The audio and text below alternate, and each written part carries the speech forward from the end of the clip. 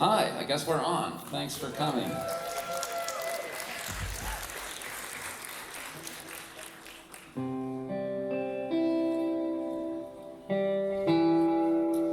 Hi, my name is Jeffrey Lewis. That's Mallory Foyer. We're here from New York City. Really excited to be opening for Luna. It's really something I've been I would say I've been dreaming of doing that for decades, but it wasn't even a dream on my horizon. Little did I know such a thing would ever actually occur.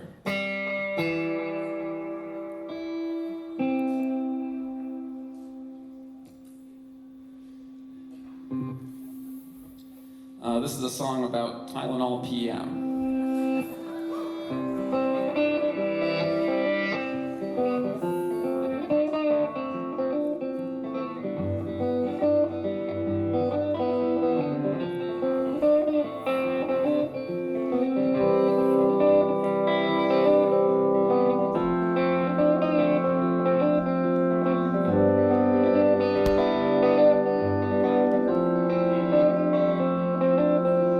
I need my Tylenol PM. Can't sleep now without 3 of them. I don't know how my life has got here. I'd do anything to just be not here. I know it's my fault I can't sleep.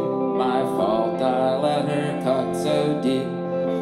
If I was smart, I'd be so tough. But since I'm dumb, I need this stuff. I need those Tylenol PM.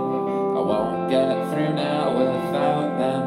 I loved her more than I knew how, but it's for sure I've lost her now.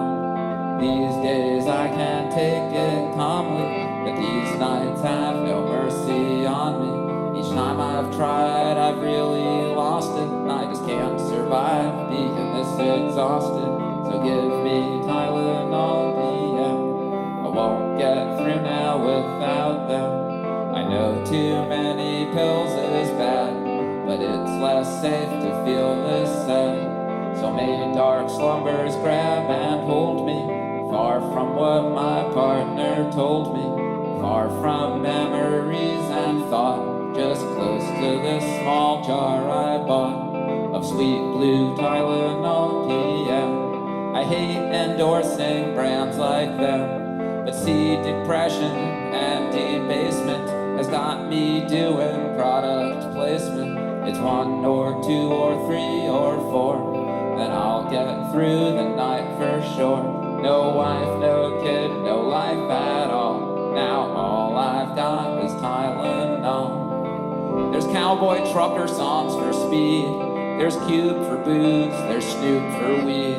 There's Prodigy with ketamine. There's Kale and Reed with heroin. Hunter S. had Ibogaine. There's Reverend Davis, sweet cocaine. But how can I get great like them? I just take Tylenol PM. And I need her golden arms and ears. I need her silver thoughts and tears. I need her diamond laugh and smile, not cheap crap from the aspirin aisle. I wish I may, I wish I might. I wish upon the candlelight. I wish upon a whiskey jar. I wish upon a Ringo Starr and Charlie Watts and Brian Jones. I wish on all the Rolling Stones. I wish on all the violent femmes. I wish on Tylenol PMs. God gave Jews a good head start, made some Jews hot and some Jews smart. God gave some Jews Jerusalem, but just gave me Tylenol PM. And I need those Tylenol PM. I won't get through now without them. I loved her more than I knew how, but it's for sure I've lost her now. It's 1 or 2 or 3 or 4, then I'll get through the night for sure. No home, no heart, no hope at all. Now all I've got is Tylenol.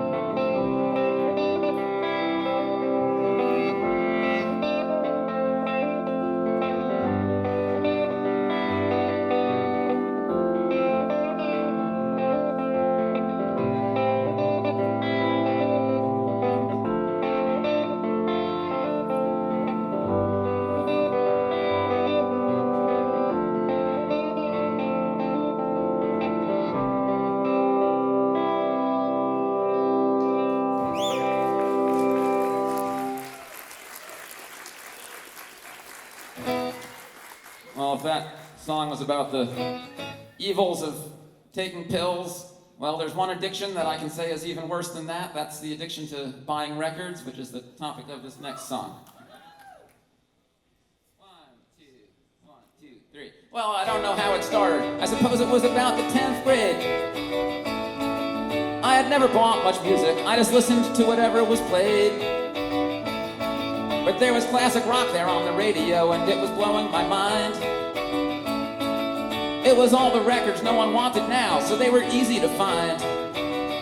So I started getting LPs, they only cost a little, and these LPs were all the ones I needed from the 60s, with psychedelic art on all the great sleeves, much cooler and much cheaper than the CDs, and that's the way I caught the disease. I caught the disease for LPs. There wasn't any internet, a lot of times you just took a shot. Pretty soon you figured out which records would be awesome or not. If the year was from the 60s, it was probably good bang for your buck. If the year was from the 80s, it was guaranteed to totally suck. I started learning about the LPs. At that time, education just cost low fees. $3 for this Dylan record, oh yes please. And the Cream and Rolling Stones and Arlo Guthrie's. A giant treasure trove was all for pennies. And that's the way I caught the disease. I caught the disease for LPs. By 1994, I had completed all my Zeppelin and Floyd. Zeppelin and Floyd. I had all the early Traffic, but their later stuff just made me annoyed. You realize that the radio just scratches at the top of the dirt. Top of the dirt. When $4 can buy you Crown of Creation with the lyric insert. So I had a lot of LPs. My friends were mostly clueless. It was just me in an ocean of cheap vinyl like a Black Sea. I hardly had an income, but it was easy. An awesome world awaited with a cheap key. And sometimes in the garbage they were just free. And that's the way I caught the disease. I caught the disease for LPs. And then the 90s ended and I wasn't no teenager no more. No more. But I started getting shakes if I was passing any used record store. I got the finger muscles you develop when you flip through a stack. Crate digging for the cheap and obscure, and there was no turning back. A total junkie for the LPs, and nothing in the world was gonna help me. You'd see me quit no sooner than see hell freeze. And there was nothing like the thrill of getting lucky. I'd be flying 5 sheets to the breeze. Cause the world was still awash in LPs. And I still had the disease for LPs.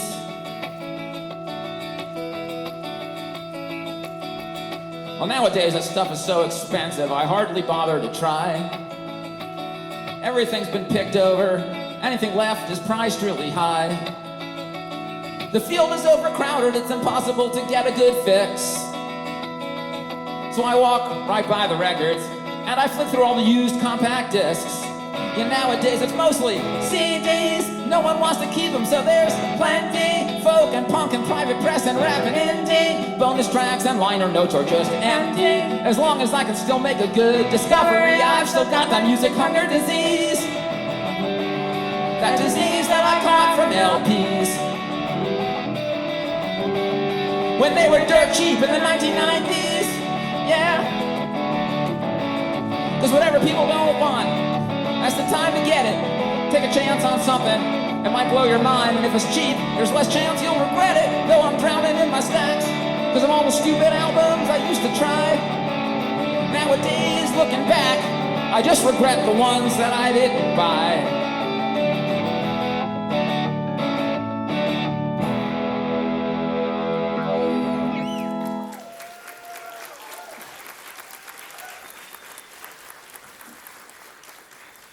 Well, I should also clarify to say that when I say that all records from the 80s sucked, that was because as a teenager I was only buying records by the same artists from the 60s.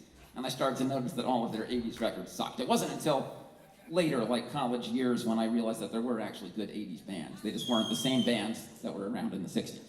So.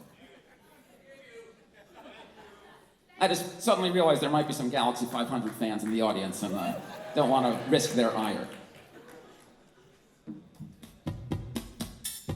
Okay, well, this next one is going to be a visual presentation on the screen here. I draw comic books, and I also do these things that I call low-budget films that are sort of like, comic books set to music. I figured I would do this one tonight because we've come here from New York City, and this song is sort of about, it's the life story of a character who has a connection to both Pennsylvania and New York City, so I thought it would be appropriate to attempt to show you this very low-budget documentary that we've made here.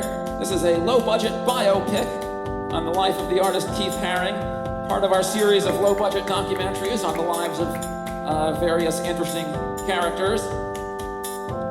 I think I see Keith Haring's art just about every day of my life somewhere. Well, one of the more prolific and widespread artists. And here's his story. To Kutztown, Pennsylvania, in the east of the state, came the baby Keith Haring in 1958. He tried art school in Pittsburgh, but he didn't stay long. They taught how things were done right, except to him that felt wrong. He was gay, he was cool, he wanted sex, drugs, and art. He came to New York for school, where real adventures could start. He studied words and abstractions, funky patterns and lines. He wanted raw interactions, he saw a language in signs. In small underground clubs, he organized crazy shows. Parties where anyone's welcome, art nights where anything goes. He loved the world of graffiti, where being seen was essential. He tried ways to repeat it, using flyers or a stencil. The 1980 Times Square show was an art melting pot. Bronx and Brooklyn and Soho, young Keith and young Basquiat. Now Keith's art was reaching into clear lines and forms where little people and creatures came in mysterious swarms. In 81 in New York, where subway ads were untaken, Keith started using white chalk to draw these forms he'd been making. And he made hundreds of drawings till the whole city could see him. And art for all kinds of people, not just inside a museum. Then he got to do animations on the big sign in Times Square. Keith's figures from the train stations were catching on everywhere. By 82, folks were paying just for his paintings from home. Galleries asked to display him where famous artists were shown. And when these galleries opened, they were exciting events. Cause from Warhol to breakdancers were all Keith's fans and his friends. And as his art spread all over through 1983, up shot this upstart from nowhere to art world celebrity.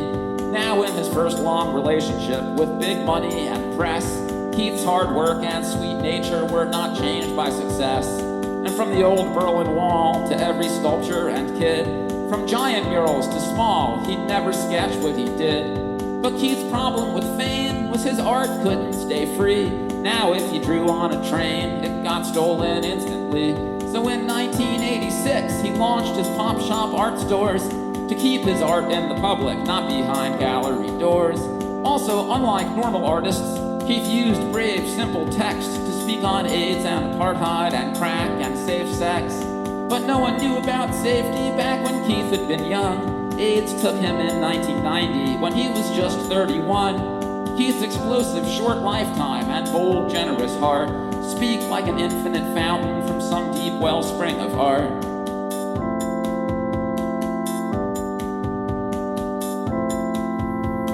Thanks.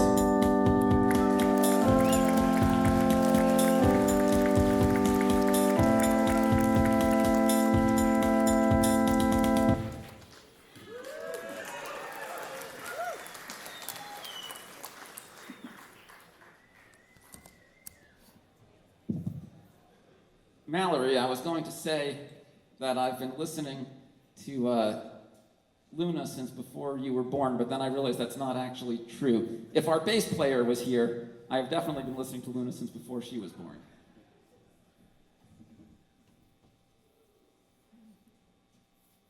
One thing about growing older that I've noticed on this past tour that we were on, that I keep meaning to tell you about, that you may experience if you reach my ripe old age, that somehow two things that shouldn't be simultaneously possible are possible, which is that my belly keeps getting bigger and my pants are falling down more. These two things should be mutually contradictory, but I don't know why They seem to go together.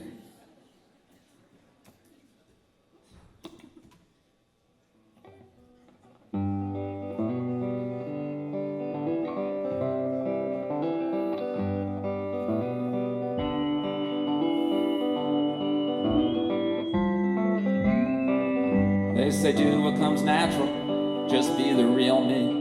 Follow your true you inside of your head. But if I did what comes natural, I'd just be a black hole. I'd never get dressed or even get out of bed. I don't want to cook food or have to go shopping for recipe options or make out a list. And if the sink pile's higher, it still wouldn't inspire me to wash out a wine glass or dry off a dish. And I hate to start drawing, it's so pointless and boring. Why devote so much effort for some second-rate art? So I force myself to it every time that I do it. I just go through the motions, though I'd rather not start. They say do what comes naturally, just be the natural me. Follow your true you inside of your head. But if I did what comes natural, I'd just be an asshole. I'd be lonely and broke and probably better off dead. I don't want to walk out or go to museums, assemble a picnic, or think of a plan on a rainy or nice day, on a bus or a subway. Why would I want to, just because that I can? Or have to take towels and change into swimsuits, then have to go swimming, then have to get dry, and need to use sunscreen and work on a suntan. Even just to be lazy still demands that I try. They say do what comes naturally, just be the natural me. Follow your true you inside of your head. But if I did what comes natural, I wouldn't do nothing. I'd stick my head in an oven if I'd obeyed what they said. Who wants to book concerts, or check in at airports, or write out a set list, or find where to park, or talk about money, or memorize lyrics, or drive when it's bright out, or drive when it's dark? And why be a nice guy? Why be responsive? Why be responsible to family or friends? And even if I did something, it's never just one thing. I'd have to do something else after the first something ends. They say do what you want to, just be the real you. Follow the magnets inside of your soul. But what's inside of me is basically gravity, a meaningless cavity, a bottomless hole. Oh, the lazy sensations, easy gratifications, the corruption and gluttony, and sugar and fat. The me that I'd follow is just shallow and hollow. To just be a natural me would only be that. But if you act like an artist, then it makes you an artist. If you act like a sleazeball, then it makes you a sleaze. If you act like an athlete, then it makes you an athlete. But it's always a challenge, and it's never a breeze. If you act like you love me, then I guess that you love me. And if I act like a dad someday, then I'd be a dad. So I could say it was true, the things I made myself do. Cause the things that I did became the life that I had. I didn't want to be drawing, or writing, or singing, or working for money, or working for art, or being a nice guy, or having a lifestyle. Still nothing ever gets done if I don't force it to start. They say do what comes naturally, just be the natural me. Follow your true you inside of your head. But if I did what comes natural, I'd just be a black hole. I'd never get dressed or even get out of bed.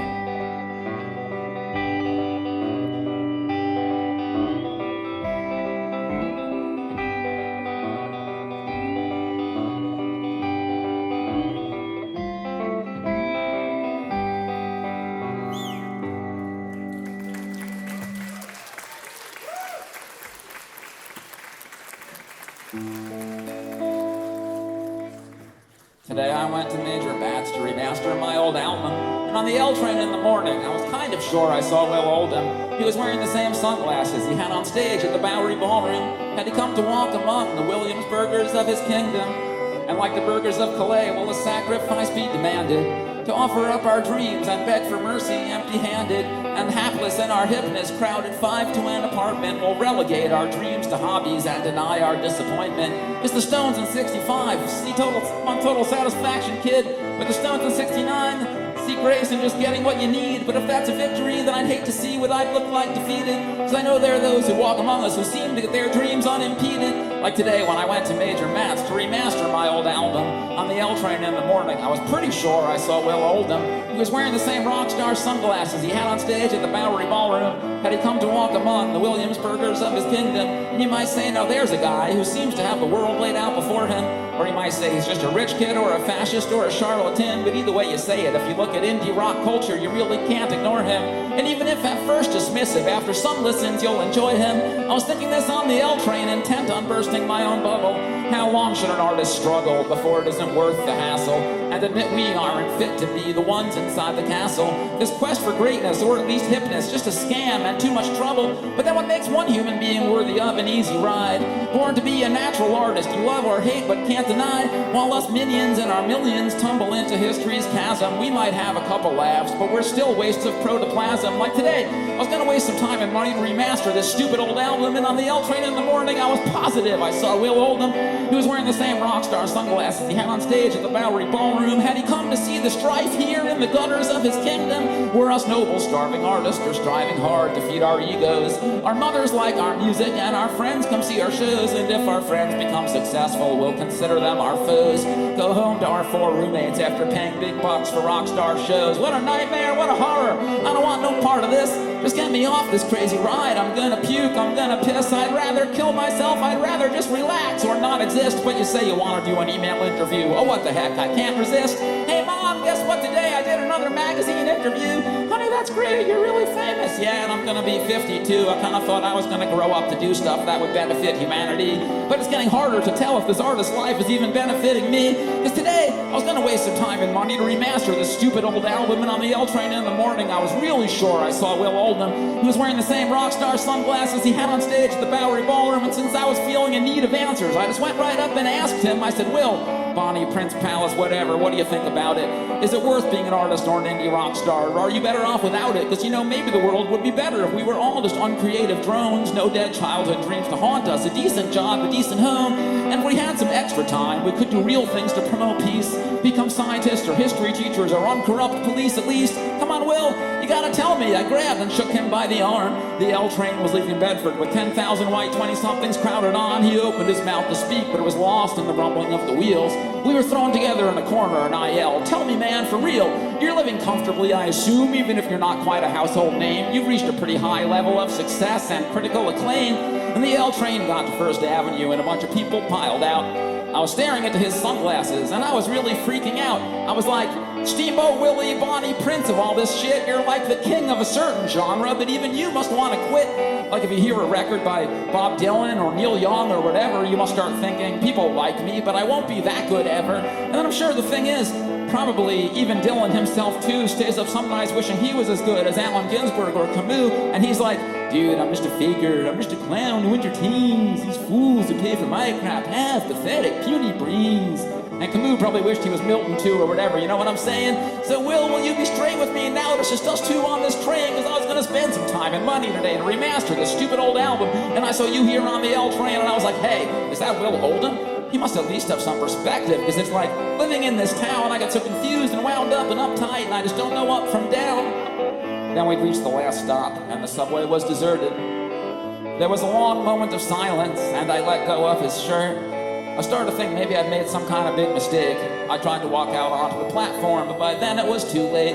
His sunglasses seemed to grow darker, and still he hadn't even spoke. He just came right up behind me and put his hands around my throat, threw me down onto the concrete, and tied my hands back with his coat. And grabbed the jeans.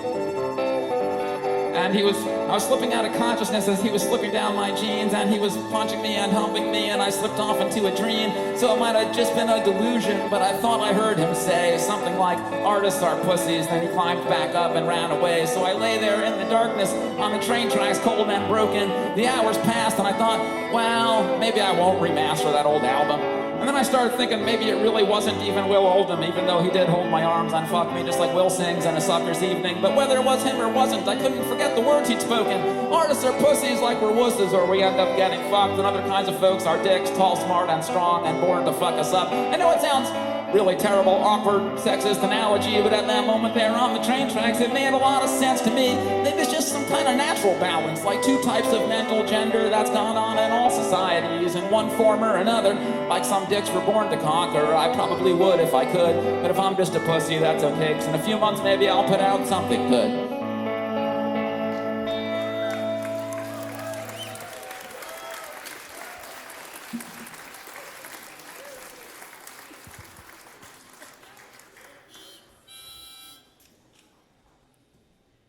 We played a show in Minneapolis on tour last week. We just finished up a tour with our full band, which is like bass and drums also, so it feels a little weird to suddenly be playing without them. But the harmonica coming out for this next song reminded me that just a few days ago in Minneapolis, when I took out the harmonica to do a thing, the audience burst into a roar of approval and anticipation, which has never happened before when anybody has pulled out a harmonica ever. So now I'm kind of spoiled. I'm like, I just pulled out a harmonica and nobody cares. That's usually the best you can hope for. Really, what's more likely to happen is groans of dismay when a harmonica comes out. So the dead silence is usually like, above par on that. But man, that Minneapolis crowd, they were all about the harmonica for some reason. Don't fake it. It's okay. I can. There was a lack of sincerity in that whoop.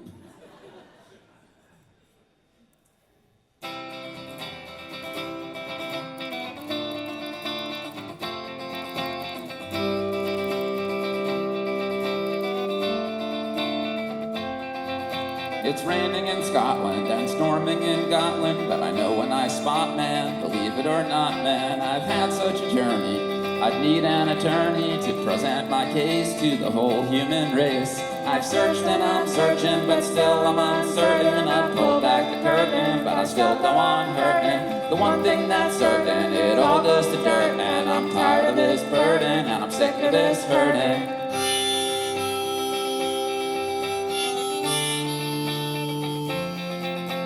I got bored and they told me that was the same old me. The first time my heart beat, maybe I got cold feet. I landed on Friday, it just wasn't my day, but I'd wait for what I'd see, 'cause there's something inside me. So I went to the west.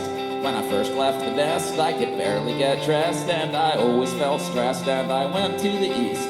It was tightly policed. When beauty swiped on the beast, she was polite at least. I've searched and I'm searching, but still I'm uncertain, and I pulled back the curtain, but I still go on hurting. They've hurt me, I've hurt them, and I don't know what's worse than it all goes to dirt, and I'm tired of this burden.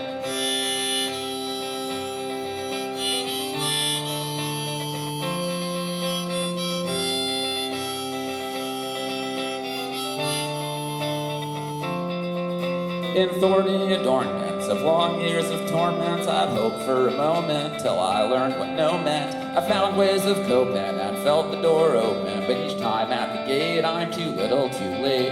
I mumble and mutter, I slept in the gutter and still came home to utter aloneness and clutter. I threw out her sweaters, I burned all the letters, some boxes to Goodwill, the rest to the landfill. I've searched and I'm searching, but still I'm uncertain. I've pulled back the curtain, but I still go on hurting. The one thing that's certain, it all goes to dirt, and I'm tired of this burden, and I'm sick of this hurting.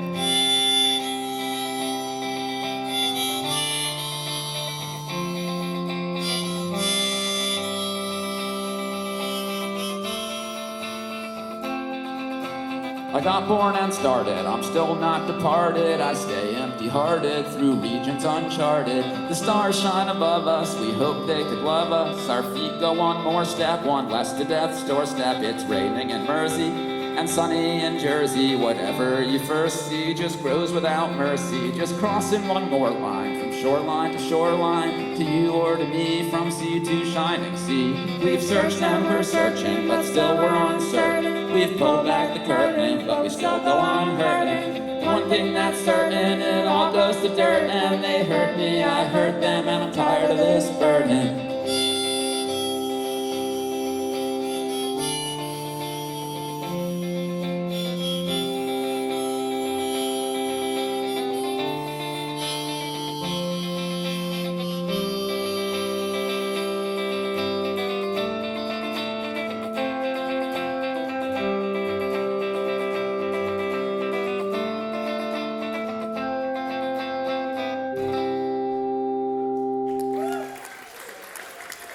try another audio-visual presentation here.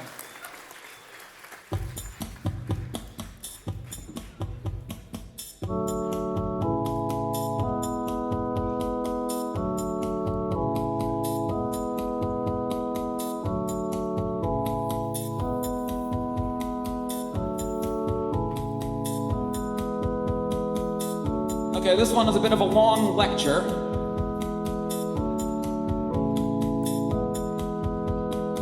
On the topic of the history of the development of punk rock on the Lower East Side of New York City from 1950 to 1975.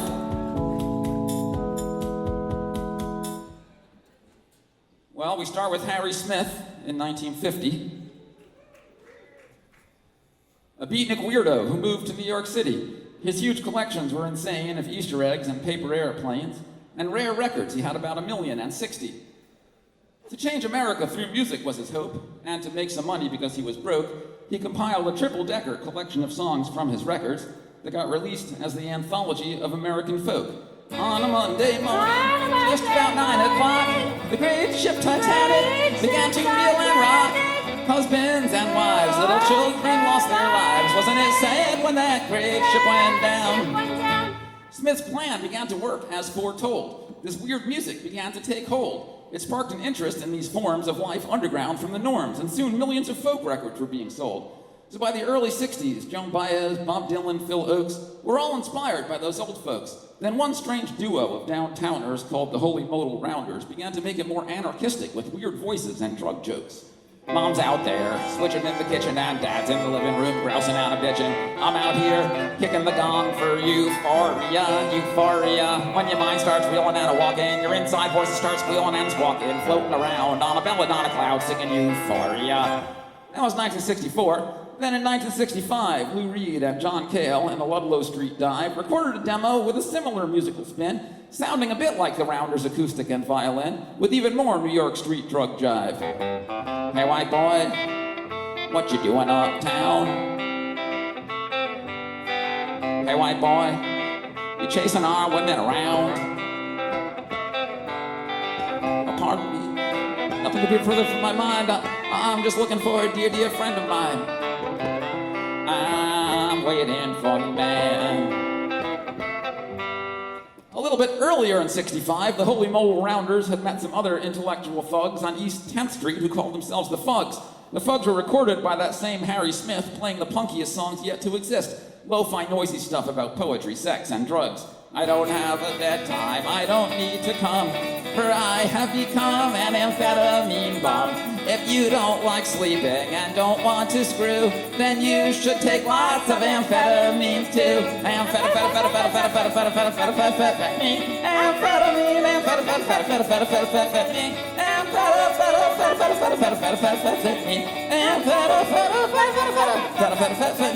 Harry Smith recorded an incredible 3-hour acoustic fug session, including Tuli Kuferberg's classic song, Nothing. Monday, nothing. Tuesday, nothing. Wednesday and Thursday, nothing. Friday for a change, a little more nothing. Saturday, once more nothing. Fucking nothing, sucking nothing. Flesh and sex, nothing. The world's great books are a great set of nothing. Social anthropology, nothing, nothing, lots of it, nothing.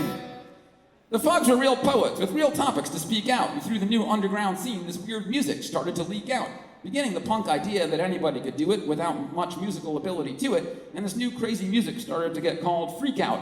In 1966, the Fugs signed to New York label ESP. The same label put out a freak-out band called The Gods, spelled with a Z. The Gods accomplished the feat of making even the Fugs music sound sweet with the least musical folk punk racket in history. Meow! Meow! Meow! Meow! Meow! Meow! Meow! Meow! Really sounded exactly like that. Far from the West Coast hippie music scene, New York's underground music was far from mainstream. It was intellectual, but noisy and hectic, and then the Velvet Underground went electric and made folk punk more beautiful and more extreme. I'm waiting for my man. $26 in my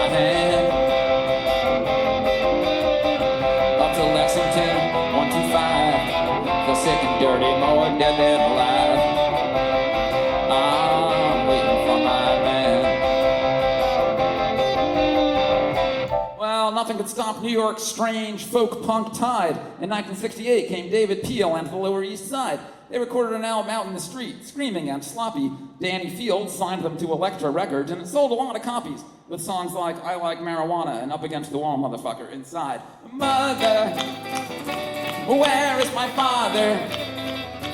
Where is my brother? They're at war. They're at war.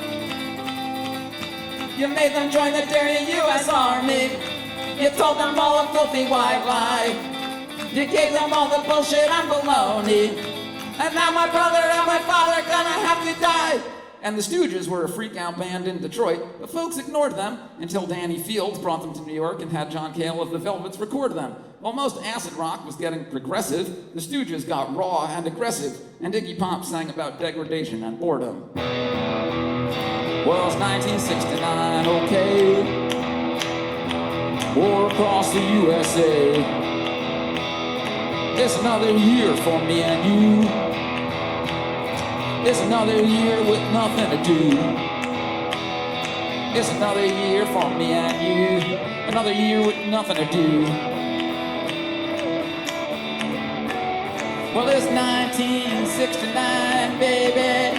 Ow! Well, in 1970, David Peel's second album came, with some amazing songs and some a little lame. In most pre-punk histories, David Peel was forgot because he was a hippie singing songs about pot, but his second album is sort of the first real album with the sound that electric punk rock became. We are from the Lower East Side. We don't give a damn if we live or die. We are from the Lower East Side. We don't give a damn if we live or die. And even though it was a few years before this was something The Clash would also later do, this album even had a song that sort of mixed punk with reggae, the very nice song, I Want to Kill You. You called the people of the future generation. You called the people in a world of aggravation. You called the people in a life of demonstration. We got to change the world before annihilation. Gonna get a rifle and I'm gonna get a gun. I am out to kill you and I'll have a little fun. I am out to murder you, I'm going to attack. I am out to kill you, you're the monkey on my back. Oh, I want to kill you. Kill, kill, kill. I want to kill you. Kill, kill, kill. In 1971, Lester Bangs first writes the word punk to describe 60s enthusiastic teenage rock junk. In 1972, the New Yorker Lenny Kaye puts out the 60s garage rock compilation Nuggets and coins the phrase punk rock in the liner notes of it, although punk rock would soon come to mean something different from the 60s pop songs that Lester and Lenny thunk. Like this one. Well, I feel depressed, I feel so bad, because you're the best girl that I've ever had. I can't get your love, I can't get satisfaction. Oh, little girl, psychotic reaction. And it feels like this.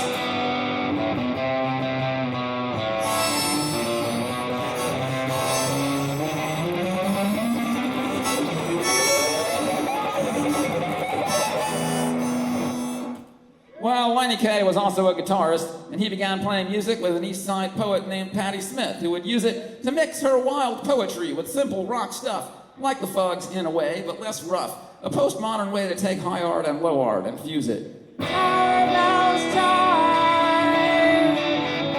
Ding dong, they chime. Saying Jesus died for somebody's sins, but not mine. Gloria, Gloria. 1972-73 is when the New York Dolls start mixing trash and drag fashion with the rock and roll heart. The Johnny Thunders David Johansen sound mixed the old style simple rock with the new New York underground and sort of defined the moment when stupid on purpose became the new smart.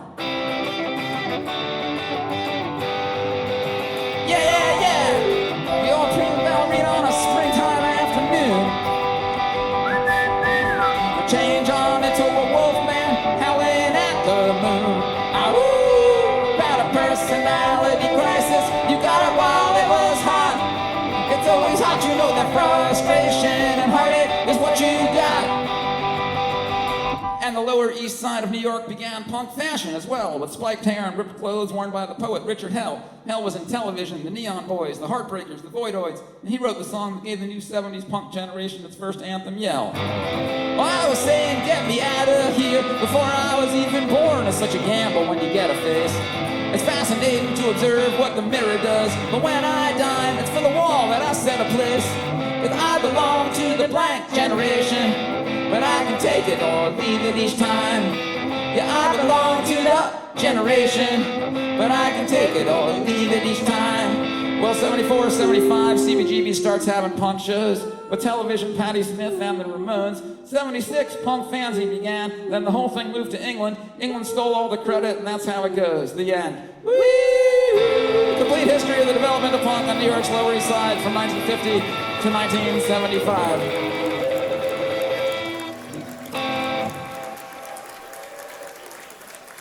Well, all right, I'm just going to do one little short one here while Mallory wraps up her gear there. Luna's going to be on in just about 15 minutes. We are a stripped-down version of Jeffrey Lewis and the Voltage. We have some merchandise out there. Mallory has her tour diary zines, which tell the, like the VH1 behind the music story from some tour stuff, and I've got some of my comic books and records and shirts and things, and I'll leave you with this short one here.